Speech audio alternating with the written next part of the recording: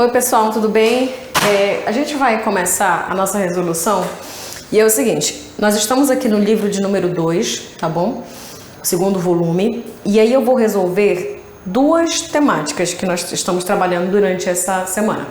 Segunda geração e terceira geração. Então eu vou começar aqui na página 63 do livro 2, só para tu te identificar, tá? Para tu te encontrar aí. Livro 2, página 63. Eu vou tomar como base o item de número 2, eu vou escolhendo, só para a gente fazer uma análise de uma forma geral, tá bom? Maria de Amba é o nome do texto, acompanhe lá comigo, tem um enunciado. Ele diz assim: o poema de Jorge de Lima sintetiza o percurso de vida de Maria de Amba, que é o nome do teu poema, inclusive, não é? E sua reação ao sistema opressivo da escravidão. O que chama atenção, ele diz, item de número 2, que você vai ler sobre a vida da Maria de Amba, e essa vida é toda pautada em escravidão. Então, um dos temas que nós colocamos em sala de aula foi que o Jorge de Lima trabalha a resistência, o racismo, advindos de um problema social que é justamente a escravidão. A resistência dessa figura, você já sabe que no seu caderno está escrito lá isto aqui, resistência. Vida de preto na literatura, ela é retratada como resistência. Como é que você vai sobrevivendo a um sistema opressor que é o da escravidão, não é? E ele diz também pra gente, é assinalada no texto pela relação que se faz entre Maria de Amba. Para não apanhar mais, falou que sabia fazer bolos, virou cozinha. Foi outras coisas para que tinha jeito, não falou mais. Viram que sabia fazer tudo, até molecas para a casa grande. Depois falou só diante da ventania que ainda vem do Sudão. Falou que queria fugir dos senhores e das judiarias deste mundo. Eu visualizo nesse texto duas partes, dois momentos importantes aqui. Quais? O primeiro, que é quando ela está apanhando no texto, você encontra essa visão aqui. Ela abre a boca e diz: eu sei cozinhar, eu sei fazer bolo. Aí as pessoas dizem: parem de bater nessa mulher e levem ela para a cozinha porque ela é útil. Você acabou de ler que uma mulher está resistindo porque ela abriu a boca e falou que ela sabia fazer alguma coisa. Depois viram que ela sabia fazer mais coisas, como molecas para casa grande. Ou seja, abuso sexual tem nesse texto. Algo comum, infelizmente, nos séculos anteriores, que é a relação sexual entre brancos e pretos, né? Gerando filhos bastardos naquela época. Isso acontecia desde o romantismo, inclusive. E lá no final do texto, ela diz para ti assim, que ela fala sozinha. Primeiro ela fala para os outros e ela sobrevive. Depois ela fala sozinha, lamentando estar num país que não é dela. E ela diz no final que ela quer sumir, que ela quer ir embora para o sumidouro. Duas partes. Eu falo para sobreviver e eu falo comigo mesma, porque eu estou muito chateada, já que eu não estou no lugar em que eu nasci e estou sendo escravizada. É isso que ele quer saber, porque ele diz para ti que ele quer uma relação. Então eu quero um pilar mais o segundo pilar. Qual é a relação que eu tenho no texto, então, que a gente faz? Bora procurar? Letra A. O uso da fala e o desejo de decidir o próprio destino. Tu concordas que para resistir ela usa a fala? Sim. Segundo, olha o E de adição aqui sinalizado. E o desejo de decidir o próprio destino. Professora, onde é que está no texto que ela quer decidir o próprio destino? Falou que queria fugir, gente. De baixo para cima, terceiro verso. Ela falou que ela queria, não que ela vai conseguir. E não dá, não tem como. Ela é só uma escrava, infelizmente. Ela tem essa visão aí voltada para uma projeção. É como se tivesse uma utopia, né, sendo abordada aqui no texto. Olha a letra B. A exploração sexual e a geração de novas escravas. Você se pergunta, tem no texto isso? Tem. Ela sabia fazer molecas para a casa grande. Entretanto, exploração sexual, gente, abuso sexual, isso é resistir a alguma coisa? É pior do que a gente imagina. Então não é resistência, não é estratégia ser abusada sexualmente, né? Mas por que você tem esse tipo de alternativa aqui? Porque está no texto, está sinalizado no texto. Bora ver a letra C? A prática na cozinha, concordo. Ela está viva porque ela está, né, na cozinha dele trabalhando. E a intenção de ascender socialmente, não tem como, né? Ascender socialmente é muito pesado para a situação do preto no século XX. O prazer de sentir os ventos e a esperança de voltar à África, cadê a parte que ela resiste quando ela fala? Porque essa aqui é a segunda parte do poema, você tem duas? Eu quero duas partes do poema que remetam isso pra mim, por isso que a letra D está errada. Muito distratora a letra E, muito marcada. O medo da morte e a vontade de fugir da violência dos brancos, ela não resiste porque ela tem medo da morte. Ela resiste porque ela abre a boca e sabe que ela vai fazer alguma coisa. Sabe que ela vai fazer alguma coisa. Outra coisa importante, esse texto não fala sobre morte. Esse texto fala sobre violência, é diferente. Textos que abordam morte, você vai ler e vai entender que é uma morte sinalizada ali. Aqui você tem a prática da violência contra os pretos no século XIX, século XX, né? Na verdade, com o nosso autor Jorge de Lima. Portanto, realmente, a letra A está correta e isso consta na habilidade 17, porque é problema social sinalizado desde o teu enunciado, que é justamente a escravidão na vida de uma mulher. Tudo ok? Para partir para o próximo item, vamos visualizar aqui o terceiro item do Murilo Mendes, que nós chegamos a comentar em sala de aula.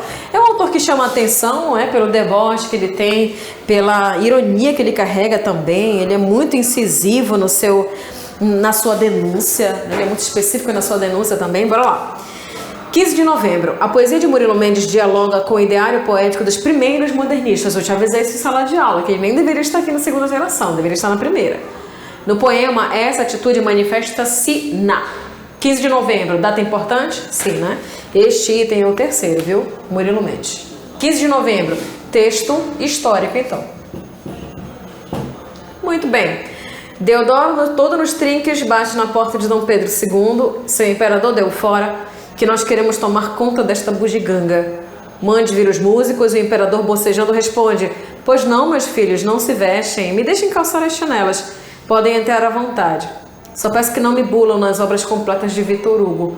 Ou seja, você tem aqui um contexto histórico em que ele diz, inclusive, que aquele cenário histórico é uma bugiganga. É uma linguagem completamente irônica, debochada, satírica, maldosa. Ele é muito maldoso quando ele faz referência a esses fatos históricos. Ele diz que não serviram para nada, que o Brasil continua sendo uma bagunça total. Ele é realmente bastante magoado, chateado e aborrecido com os processos históricos do Brasil. O Murilo Mendes, ele é bem interessante. Vamos procurar nossa alternativa? Letra A. Releitura irônica de um fato histórico. Certo. Acabamos o texto. Acabamos a questão. Este aqui está inserido numa visão voltada para H16, porque você entende quais são os procedimentos utilizados para escrever um texto utilizando o viés histórico, tá? Ele vai afetar aquele momento utilizando um recurso que é justamente a ironia naquela época. Letra B. Visão ufanista, poxa, não cabe ao moderno. Viu só como eu já te falei em sala de aula? O Enem não entende moderno como alguém ufanista, gente. Então essa informação lá é equivocada. Em vários livros didáticos, em vários sites de estudo também, em várias videoaulas.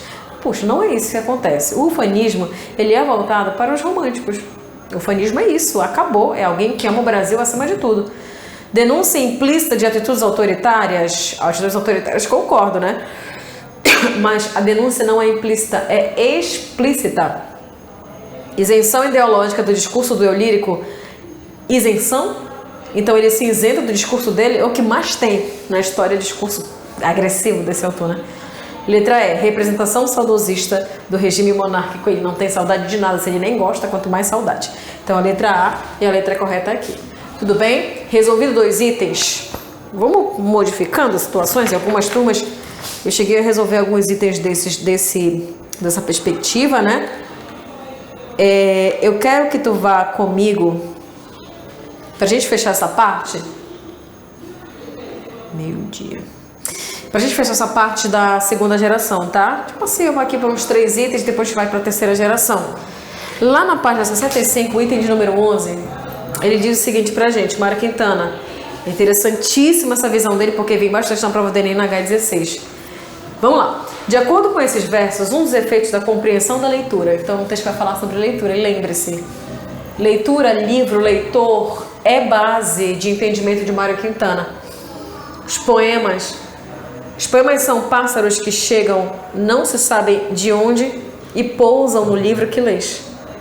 Quando fechas o livro, eles alçam voo como de alçapão, como de um alçapão, que é um pássaro que tem voos ali, né, muito rápidos.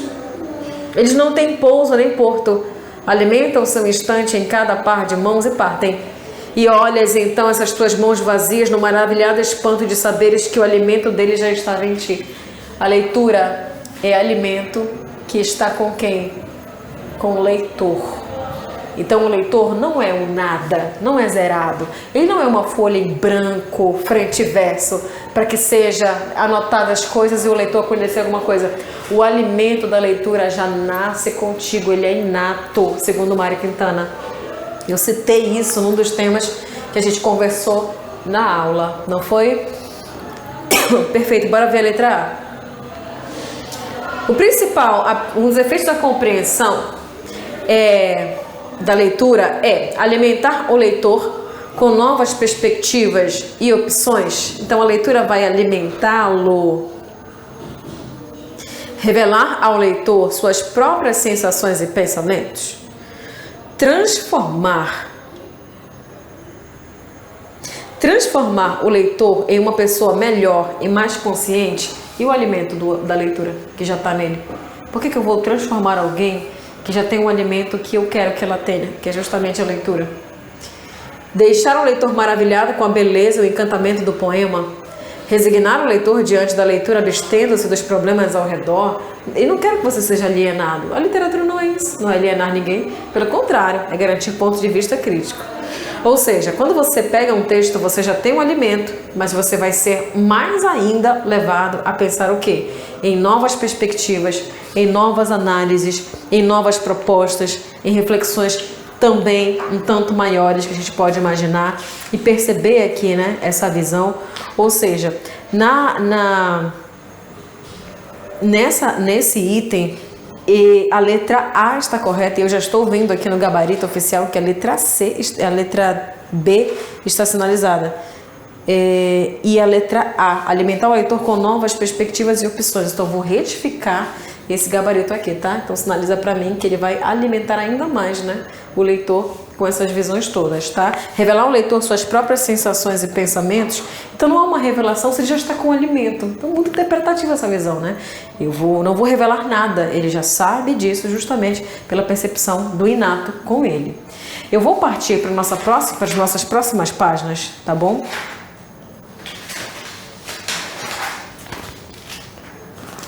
Página 67. Deixa eu apagar aqui para a gente não perder nada.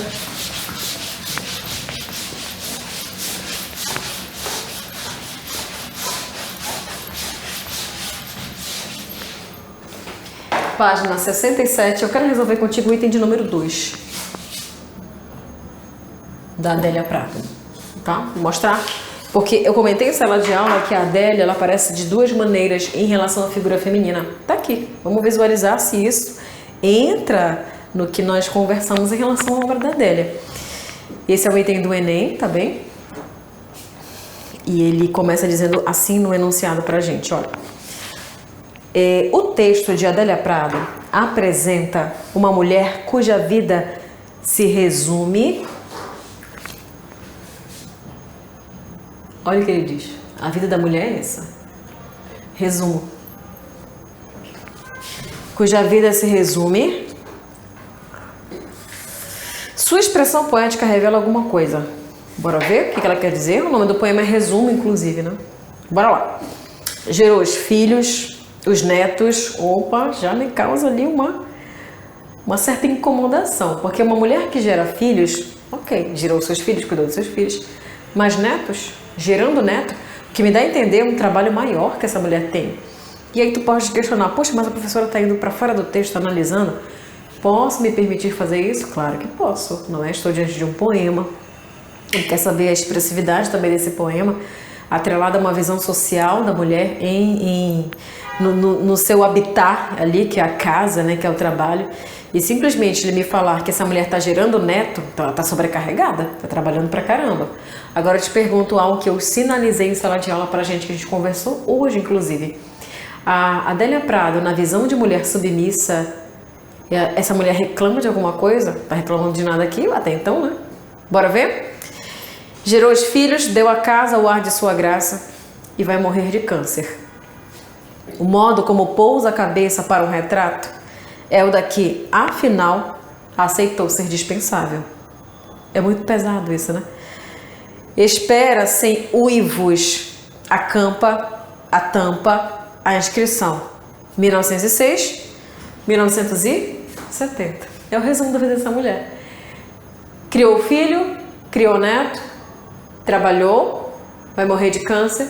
Num retrato com a família, ela pousa a cabeça pensando assim, caramba, se eu morrer amanhã, depois de amanhã, tem uma mulher no meu lugar. Porque eu sou dispensável, eu não sirvo pra nada. Agora eu te pergunto o seguinte, essa mulher no texto está reclamando? Está falando aqui, caramba, olha a situação que eu tô aqui. Ninguém me ajuda, ninguém faz nada, ninguém me auxilia. Não tem reclamação, gente, porque essa é uma mulher completamente conformada. E se ela é uma mulher conformada, ela é uma mulher o quê? Submissa. Problemática demais essa visão feminina da Adélia, né? Ao mesmo tempo ela é independente, viu? Você já sabe disso, cuidado. Pela leitura eu consegui identificar que essa mulher é resignada, essa mulher é completamente submissa. Vamos lá ler então a nossa letra A. E nos diz o seguinte, né? Contradições do universo feminino infeliz. Volte ao texto e verifique se essa mulher está dizendo que ela está infeliz. Você não leu o seu texto. Não tem aí nada. Está no texto o quê? O modo como pousa a cabeça é o daqui, afinal, aceitou ser dispensável. Então, tanto faz se eu estiver aqui, se eu não estiver aqui. Eu vou morrer de câncer mesmo, como diz o poema, né?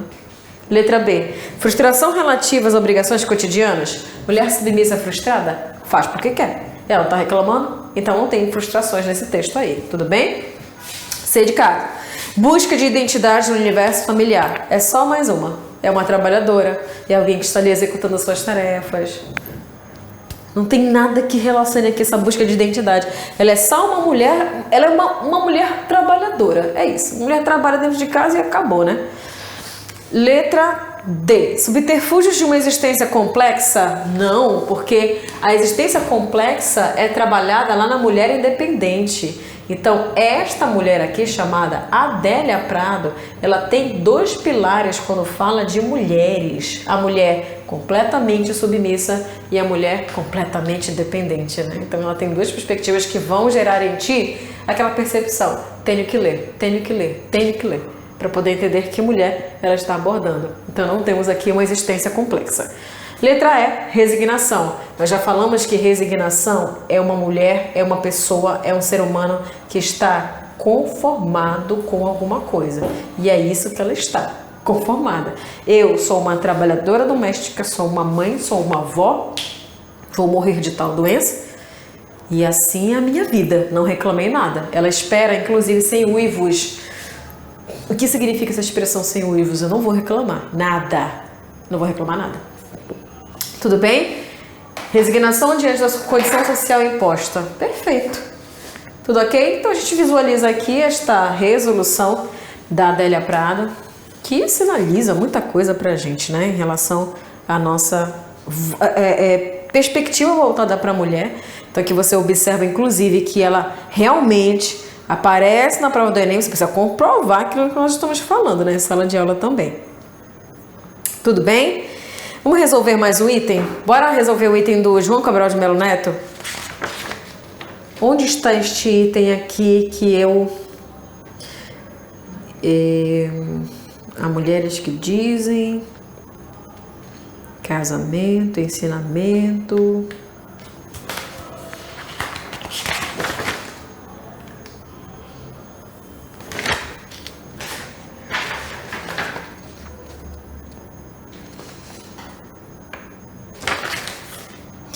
Bora resolver o item de número 12. Vamos resolver o item de número 12 que eu cheguei a comentar em sala. É o item do Ferreira Goulart, tá bom? Ferreira Goulart. Pra gente entender as possibilidades de cobrança deste rapaz na prova. No ano passado ele veio no PPL, como eu comentei em sala de aula. É um autor muito rico, né, em relação à temática política, trabalhadora e também de memória. É o item de número 12, tá? Item de número 12, dessa página 69.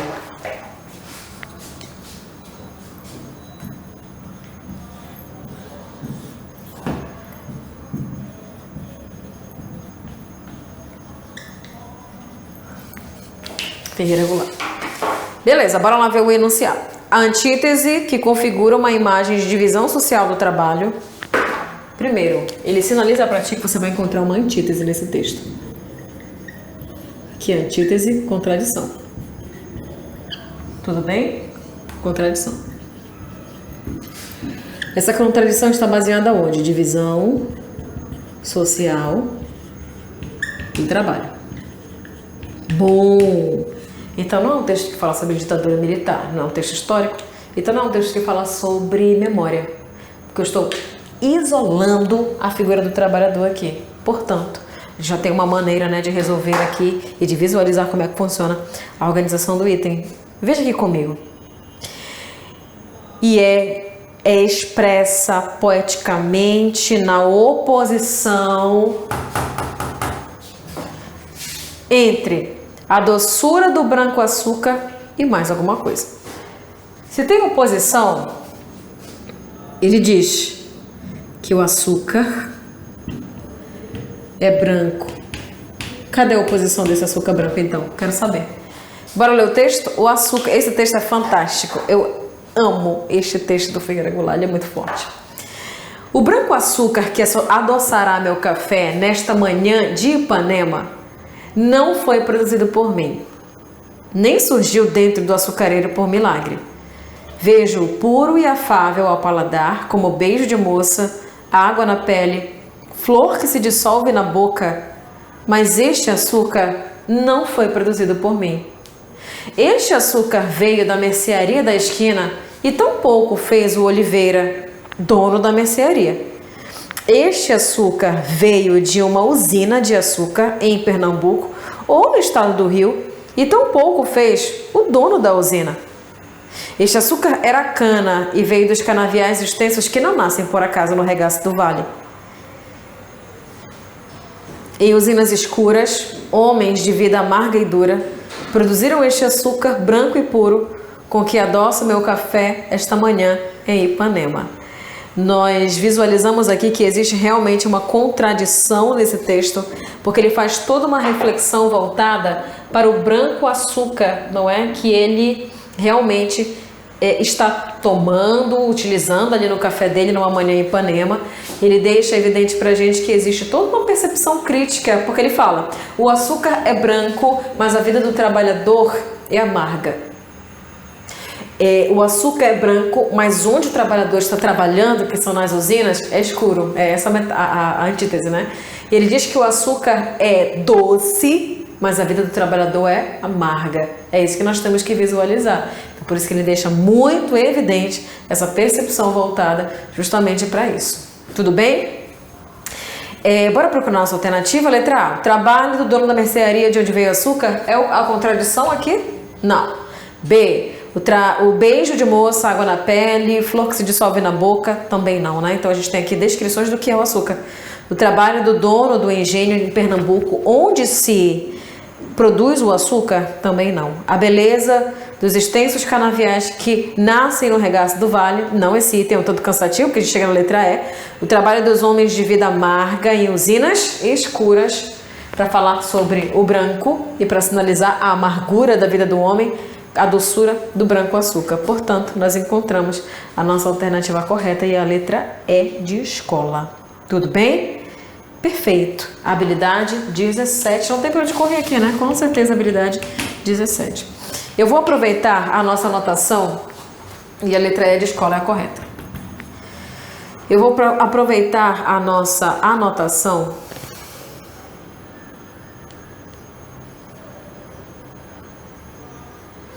e... Não, na verdade, mas eu acho que vai dar tempo. Bora resolver o item de Manuel de Barros. É o item de número 9.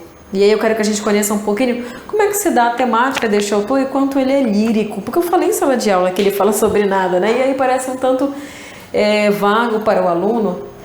Mas... Desculpe.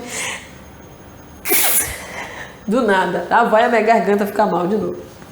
Bora lá. O 9º item, eu vou sinalizar bem aqui pra ti, é um item do Manuel de Barros para você entender como é que funciona a poesia dele. Eu vou fazer a leitura desse poema, mas antes disso, bora entender o enunciado. O poema é construído a partir da contraposição de elementos e ele sugere. Então, se eu estou falando pra gente que existe uma sugestão no texto, eu vou precisar de uma análise, né, mais afincada, mais trabalhada em relação a este poema. Vamos ler? Olha o que ele diz pra gente aqui. A poesia está guardada nas palavras. É tudo que eu sei. Meu fado é o de não saber quase tudo. Sobre o nada, eu tenho profundidades. Não tenho conexões com a realidade. Poderoso para mim não é aquele que descobre ouro. Para mim, poderoso é aquele que descobre as insignificâncias do mundo e as nossas. Por essa pequena sentença me elogiaram de imbecil. Fiquei emocionado. Sou fraco para elogios. muito debochado, extremamente irônico com sua própria condição de quando ele analisa, né, em relação ao que ele diz que é o nada, o que a gente não se importa, o que a gente não leva em consideração como algo superior e absurdo e tudo mais, é para ele algo muito importante. Então, o que não interessa para os outros, interessa para ele. Talvez isso fique mais claro para ti sobre o que são esses nadas que ele fala na poesia dele também. Tudo bem? Perfeito. Vamos resolver? Letra A. Sugere o que para mim? O poder está associado à descoberta do ínfimo. O que é o ínfimo, gente? É o que é desimportante. É o que não importa. Porque desimportante é um termo que ele utiliza também, né? Importante, não importante, desimportante. É o que ele utiliza. Ele diz que o poder da vida está sim relacionado a descobrir as perspectivas superiores em algo muito pequeno, em algo muito pobre da vida, que é o ínfimo. A falta de conhecimento é a garantia de profundidade? Não, o conhecimento é a garantia do nada, segundo ele. A violência do insulto reserva a beleza capaz de emocionar? Tá debochado, não emocionado, né?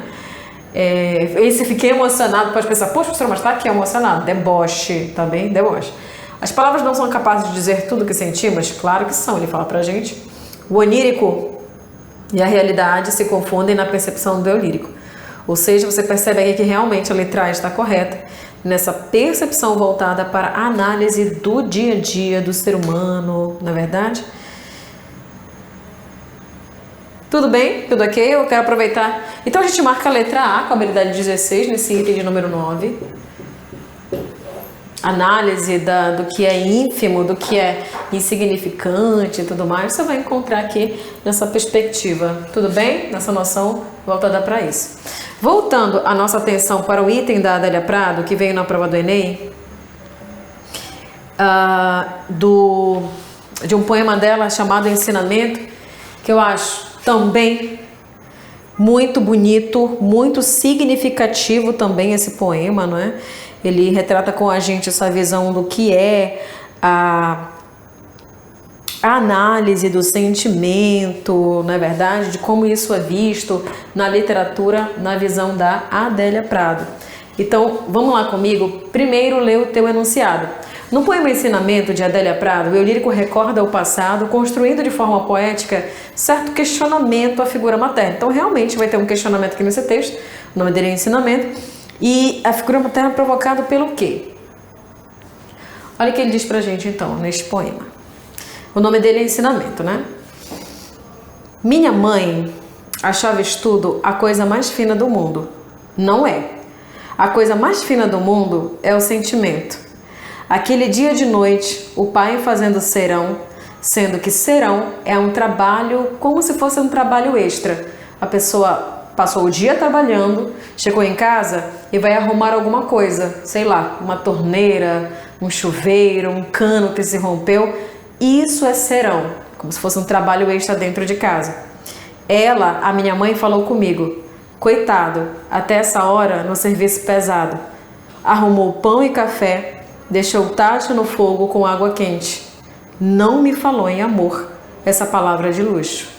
Você observa que ela não falou em amor, mas as atitudes dela foram amorosas. Isso significa dizer que nesse contexto de família, o amor está inserido. Ela só não estava entendendo isso. Tudo bem? Perfeito, né? Essa visão que ela nos dá em relação ao amor. Bora lá? Diz aqui pra gente.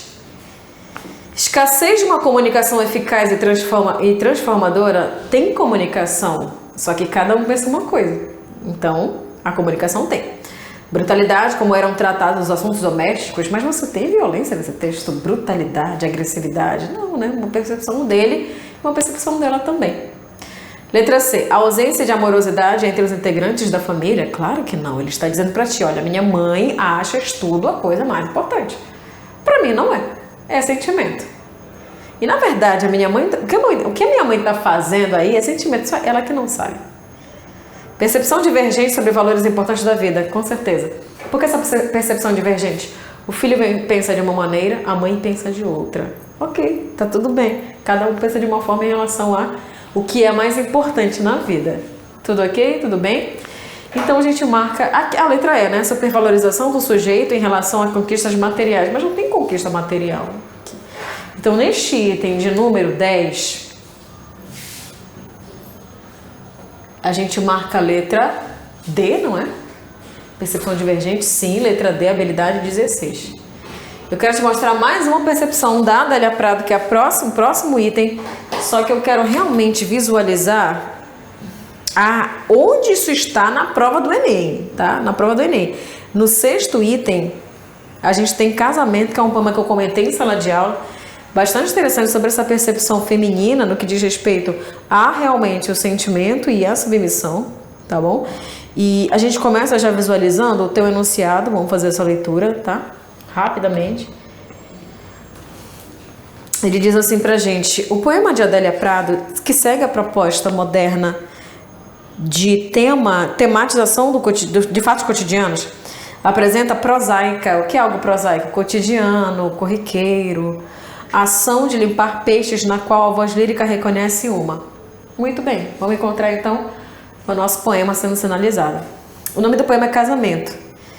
E ela diz assim pra gente: há mulheres que dizem, : meu marido, se quiser pescar, pesque, mas que limpe os peixes. Eu não. A qualquer hora da noite me levanto, ajudo a escamar, abrir, retalhar e salgar. É tão bom só a gente sozinhos na cozinha. De vez em quando os cotovelos se esbarram, ele fala coisas como: este foi difícil, prateou no ar dando rabanadas, e faz o gesto com a mão. O silêncio de quando nos vimos a primeira vez atravessa a cozinha como um rio profundo. Por fim, os peixes na travessa, vamos dormir. Coisas prateadas espocam. Somos noivo e noiva. Adélia Prado.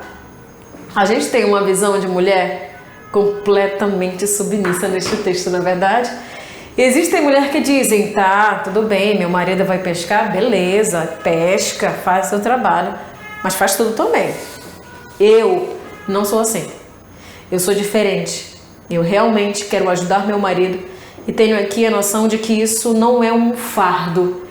Isso não é um trabalho pesado. Eu gosto, eu quero, eu me sinto bem em ter essas atividades domésticas com meu marido. É como se eu estivesse no Rio Profundo, conhecendo, inclusive, lembrando a primeira vez que nós nos relacionamos, eu e ele. Incrível, né? Bora procurar nossa alternativa. Esse é o item de número 6, tá? 6.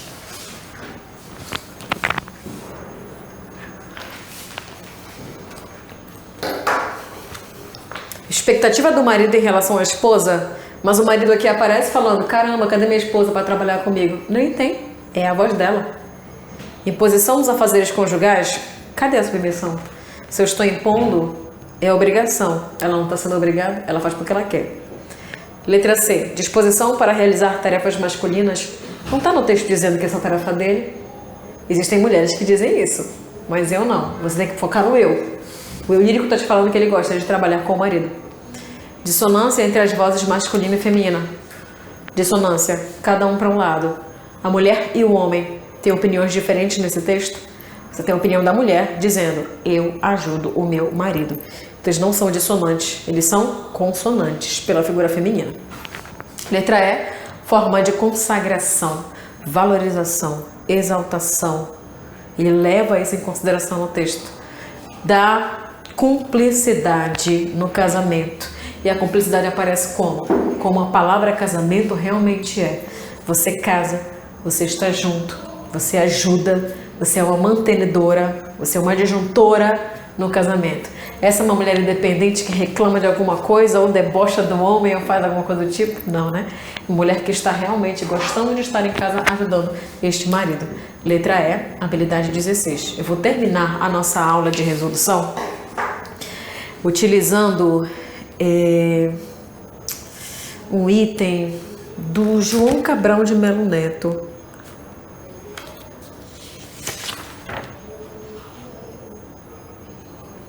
Beleza, bora lá? João Cabral de Melo Neto.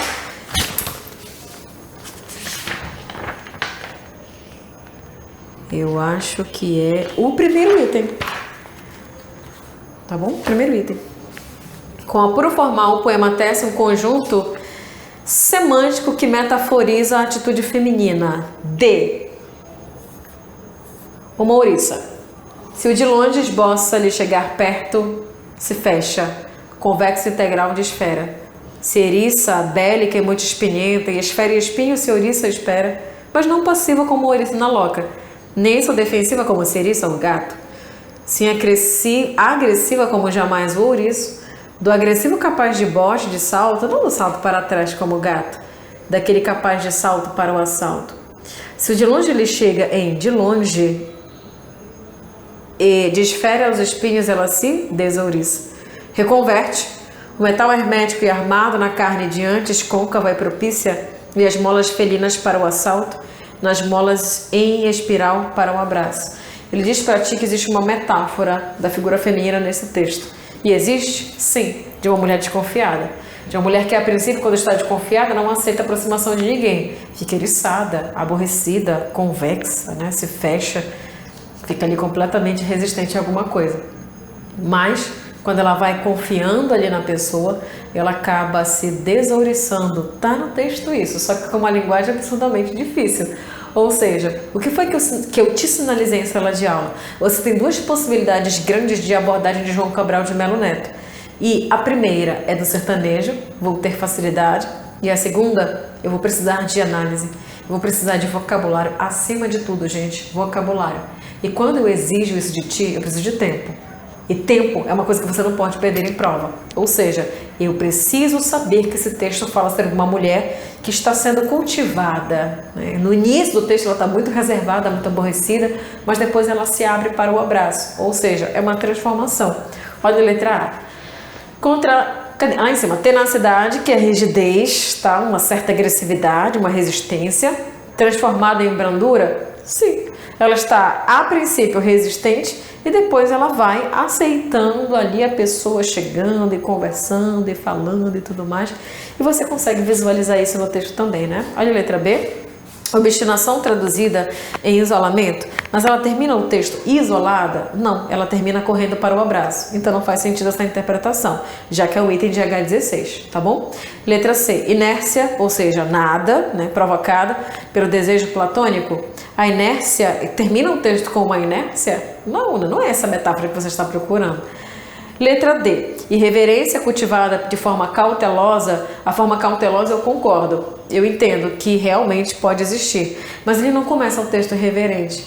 Ele começa o texto com uma visão de que ela está desconfiada, ela está fechada, ela está resistente, ela está tenaz, ela está com tenacidade. Letra E, desconfiança consumada pela intolerância. Então ela chega no final do texto dizendo, realmente eu não quero me relacionar com ninguém. Ela abraça no final. O metal hermético se transforma em uma mulher que abraça. O que é o metal hermético é algo que eu não consigo enxergar de jeito nenhum. Antes ela me dá essa imagem, mas depois eu consigo visualizar direitinho como essa mulher quer ser tratada. Então a letra A na H16 está correta. Lembrando, item dificílimo, viu, de 2019, e esse item foi, se não o mais difícil, um dos dois mais difíceis, porque sempre é assim. Tudo bem, queridos? Semana que vem a gente continua, tá bom? Nossas propostas de análise. Espero ter ajudado. Resolve os outros com base nessa linha de raciocínio e a gente conversa pela sala de aula e pelos corredores também, tá bom? Obrigada e até a nossa próxima aula.